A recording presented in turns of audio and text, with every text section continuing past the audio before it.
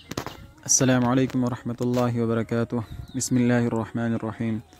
صحیح مسلم کی روایت ہے، حضرت جبرائیل علیہ السلام نبی کریم صلی اللہ علیہ وسلم کے پاس تشریف لائے اور عرض کیا، اے محمد صلی اللہ علیہ وسلم، کیا آپ تکلیف محسوس کر رہے ہیں؟ آپ صلی اللہ علیہ وسلم نے ارشاد فرمایا، جی ہاں۔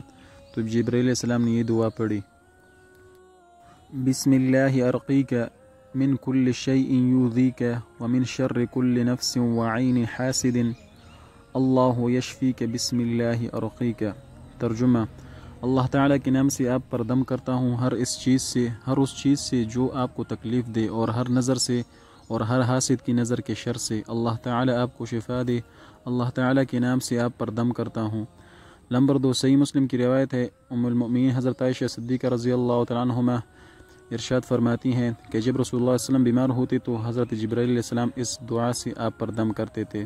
وہ دعا یہ ہے،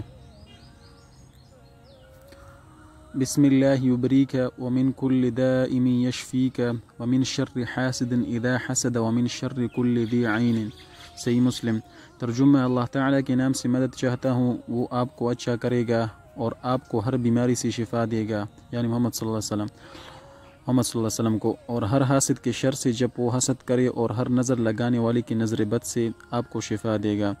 سبحان اللہ۔ یہ حضرت جبرائیل علیہ السلام کا رقیہ یعنی دم ہے جس سے نظر بد کو جاڑا جاتا ہے۔ علامہ نووی رحمۃ اللہ علیہ نے انہی روایات سے یہ ثابت کیا ہے کہ دم کرنے اور کرانے میں کوئی عیب نہیں ہے۔